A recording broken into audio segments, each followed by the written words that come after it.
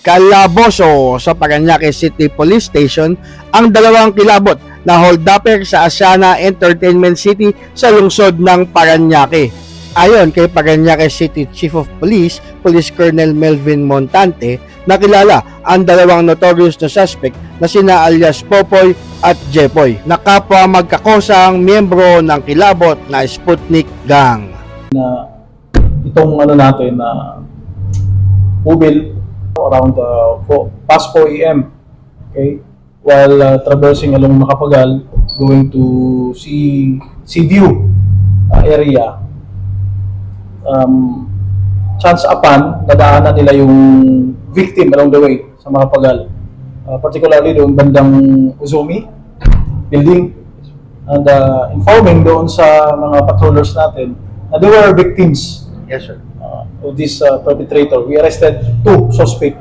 Ang pagka-aresto sa dalawang notorious na hold-upper sa Asiana Entertainment City sa Parañaque ay resulta ng pinalakas na police visibility ng Parañaque City Police Station, partikular na ng Tambo Substation na linsunod sa palagiang paalala ni Police Colonel Montante. Base sa ulat, armado ang dalawang suspect ng hold-upin at sa pilitang inagaw ang motorsiklo ng mag-asawang biktima. Madaling araw ng November 7, 2024, mga bandang 4:40 AM, mayroong isang mag-asawa na pauwi na sana sa kanila kumain lang dito sa may Macapagal Boulevard. Madilim na parte ng Macapagal Boulevard. Ayon sa mga biktima, hinarang sila ng mga kalalakihang nakamotor. Yun, tinutukan sila ng baril at inagaw yung gamit nila, pati yung motor na gamit nila.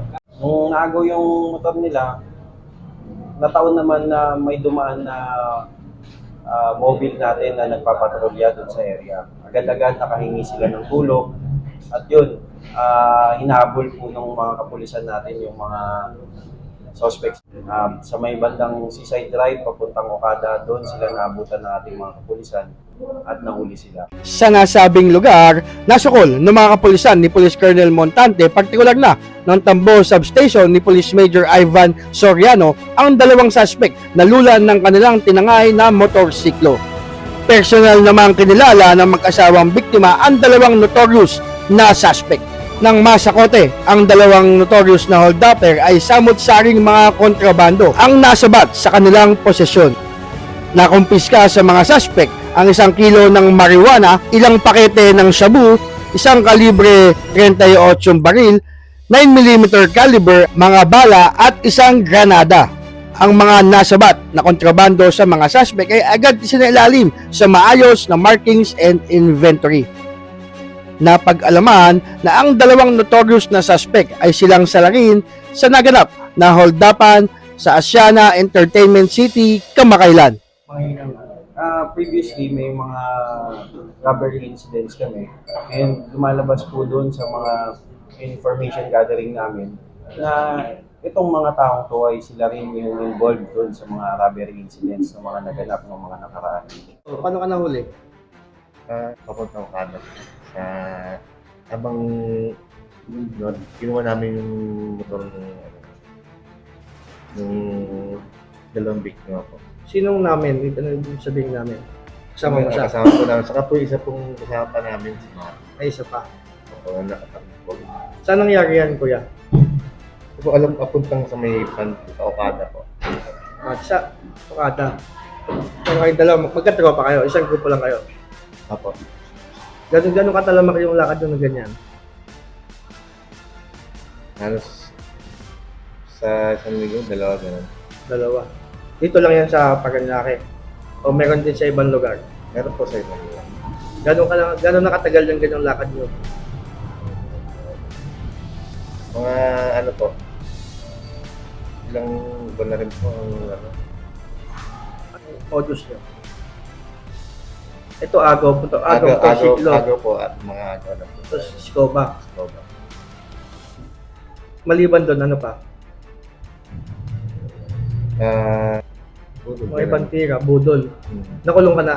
Tapos sir. Siya. Tapos sir. Lagi kayo magkasama sa lakad. Tapos sir. Saka yung isang kasama namin si Matt.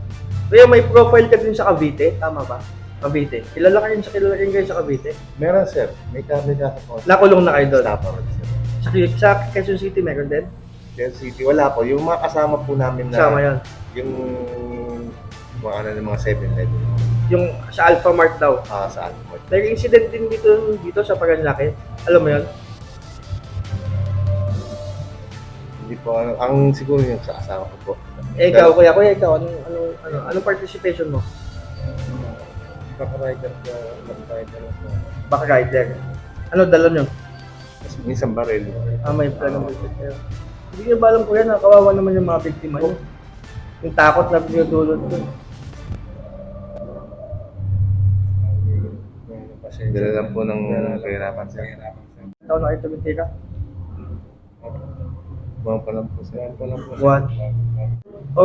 July, August, may mga tira kayo, nakulong na kayo. Tapos sir, meron. Tapos nakakalaya. Nakalaya. Paano? Sa piyansa po yun. Piyansa? Dalawa ba hirap ng buhay? Paano nakakapiyansa? Maliit lang po yung mga piyansa namin. Kayang-kaya sa piyansa. Kaya pa ulit kuya. Hindi naman po. Nadala po ng aayahin kami nung yung kasama namin na na dala rin po na wala kami pero ganun. Pag ginaya nila kami, pinaporsyento lang din na kami. Porsyento. Sa isang gabi, ilang tira? Sa isang gabi, isa lang po sa Yung sa kanila, kanila. pagtapos nun, meron pa? Sir? Nung pagtira dun, wala. Di ba, nasundan pa? Wala na. Wala na, sir. Yung nahuling up po. Ano, may pangkat ka na? Meron po. Ano pangkat mo kuya? Sir. Ikaw? Sputnik. Pangalan kuya, pangalan. Jefferson po. Ikaw? Mark po. Alias? Ha? Boy. Ikaw alias? Jepoy. Jepoy. Nadala lang po ano lang po, napuposento lang din po sa nagdagdag lang din po ako ng motor na Ikaw kuya? Pasensya na po sa mga nagawa lang po na Lakas mo kuya. nagawa po na nagipit lang nagipit lang. Nagipit. Opo. May umarang sa amin. Saka motor tatlong sakay. Yung dalawa ko ba? Pinutuwan ng asawa ko. Pinutuwan ng asawa ko. Pinutuwan yung shoulder bag niya. Saka yung cellphone. Yung sa may shoulder bag, may mga na 1,200. Tapos po, yung isa po, Kinuha rin po yung lisensya niya. Pinapaampot po siya. Anong gamit nilang armas? ano po yun eh? Yung Dalawa po yun. 38. Barrel. Saka yung Kulay bullet itim. na. Hindi po namin alam kung ano. Kung anong yung pugas yata. Malaman kung 45 o ano. Ang tinutukan ikaw o pati si ma'am? Dalawa po kami. Dalawa kayo. Siya po unang Bigla po tinutukan. hinila sa pinababa sa motor, hinila. Natakot na po kami. Tapos kinuha po yung motor namin. Buti na lang po, sa paglakad lang po namin na onte, humingi po kami ng tulong. May nagpapatrolyo po sila sir. Humingi po kami ng tulong. Agad-agad niya po kami pinasakay. Pagsakay po namin, tinanong po nila ko sa yung way na ano ng motor namin. Tinanong po namin, buti po naabutan po namin. Hanggang po nilang inano. Parang kunod. Oo. Tapos kaya po natumba yung bulo. Tapos pinadapa na po sila. Takot po ako. Sa ganun po oras ko na dapat hindi na talaga lumabas. Takot po ako sobra. Tsaka yung sa ikaw kuya, yung sa motor. Siyempre mahalaga sa atin ang motor. Pero mas mahalaga yung buhay ka. Kaya binigay ko na lang Oo. po siya. Nadisgrasya po kami. Tama. Ano discard nyo pag nang-hold up? Minsan mong agaw po yun. Yung agaw motor. Ano lang po, harang. Harang. Tapos tutok. Tutok po yung motor. Alis na. Saan yung saan dadalhin yung motor? Ang nag-spot po nun yung kasama po namin, yung pinaka-leader namin ngayon. Leader, anong pangalan? Siya ang naghanap ng buyer sa si Kevin Martin. Yung naagaw na motor, hindi pwedeng gawin, ano yun, pang get away kayo sa susunod na tira, ganun, bago benta. Sir. Minsan, tapos minsan binibenta diretso na. Pwede mo ba yung kwento mo kanina, paano nangyari? Sino yung unang lumapit sa'yo? Sinong tumutok? Sinong nanghila kay ma'am? Ito po ang unang umano sa akin. Ah, Tumutok. Tapos ito po yung tumutok sa asawa ko. Siya po kumuha ng shoulder bag na sa aking cellphone. Yung shoulder bag na may naman na ano. Kaya na 1-2. sino ang unang siya muna? Kamo lang umano sa akin. Ma'am, Kinalagdag din po ako pagpababa ng motor. Tapos kinuha po nila yung motor. ma'am, huli sila. Baka may mas gusto kayo sabihin sa kanila bago sila pasok sa kulungan. Ayun, yan ang gawin sa iba. Pag nakalaya kayo, lumbawa Ma'am, nahuli sila pero at yung kaso, sana tuloy nyo naman. Hindi kagaya ng... tuloy ko namin para po. Huwag na lang gawin paglaya siya. Wala na. Ha? Sorry po. Ikaw kaya. Yan din po kasi siya. Interview din natin sa victim. Madaling araw yung nangyari, as what I said a while ago. Yes, sir. Well, because of our intensified crime prevention techniques applied dito sa kabuuan ng Parañaque City, kaya chance upon nakuha natin itong mga salarin na to. And right after the record check we conducted with this subject suspect or personalities, we were able to identify these personalities who were involved of these previous robbery cases.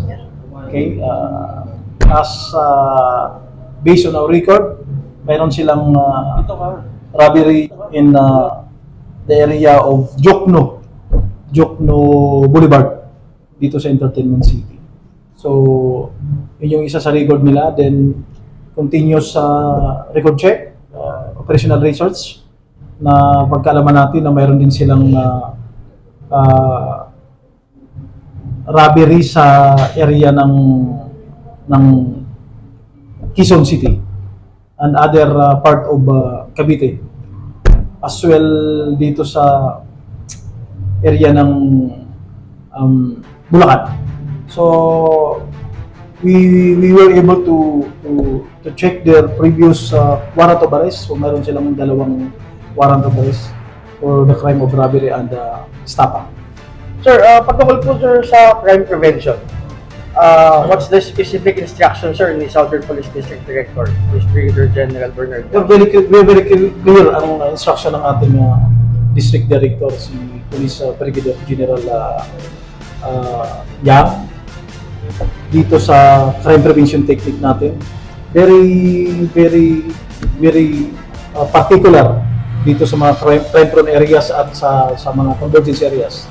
Lalo na yung all forms of patrol natin. Unang-una yung mobile patrol, kasi meron tayong beat dyan. Meron tayong areas of concern. Every mobile patrol dito sa, especially Entertainment City. Meron tayo dyan numbers of mobile patrol as well as motorcycle. Body-body yan sila.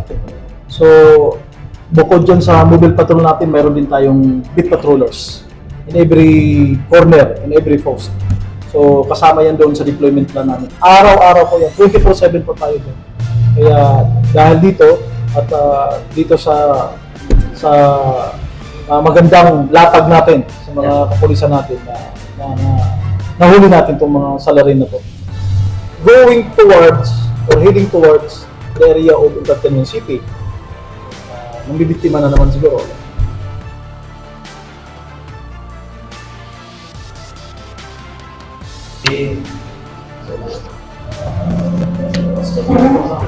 Sir, sabi ang warrant dito.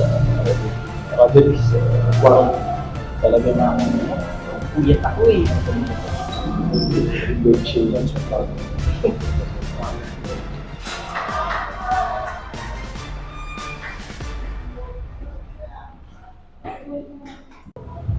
Mga riders na sa gabi, mga pumaparada, maging alisto kayo. Huwag kayo magtitiwala sa mga taong malapit sa inyo. Kaya mag-iingat kayo. Pero kahit ganun pa man, may nangyaring ganyan, may polis naman na tumulong. Opo. Malaking bagay talaga yun. Salamat. Aking bago po talaga may mga pulis na nasa paligid na kahit sa madilim. Nagre-response talaga sila. Okay na po kuya, salamat po ha. Ma'am, salamat. Sir, sa matagumpay sir na pagkaka-arresto sir, any recommendation sir sa mga tropa mo sir, sa mga kapulisan mo sir on the ground? Well, very thankful tayo at they really doing their job. At makita naman natin kung paano ginampanan ng mga kapulisan natin dito sa Parañaque yung talagang mandate natin to serve and protect our people. And your continuous instruction sir sa kanila? Hindi magbabago at very assertive tayo at dito sa intensification natin in the fight against all forms of criminality. At paigtingin pa natin yung latag or deployment natin sa lahat ng mga beat patrollers natin dito sa City of Parañaque. Help of our very, very supportive Mayor, Honorable Mayor Eric Olivares. Ang inyong kapulisan ng Parañaque ay talagang manatiling tapat at very aggressive dito sa anti-criminality campaign natin at lalong-lalo na sa crime prevention technique natin at pagtutulungan sa mga stakeholders at LGU dito sa city ng Parañaque. Kaya pagpatuloy namin gampanan yung trabaho namin at kung ano man kamaligalig itong mga criminal na to who are really victimizing these innocent civilians or all other na pwede nilang mabiktima anytime. Andito yung kapulisan nyo na hindi rin natutulong para din sa kanila. Dahil sa bagong Pilipinas, ang gusto ng pulis ay ligtas ka. Ito ang resulta ng pinalakas at maaasahang pagpapatrolya ng Parañaque City Police Station sa pamumuno ni Police Colonel Melvin Montante. Naharap sa patong-patong na kaso ang dalawang notorious na suspect na kasalukuyang nakadetine sa nasabing presinto. Ang kalidad na serbisyo ng Parañaque Police ay naaayon sa direktiba ni Southern Police District Director Police Brigadier General Bernard Yang.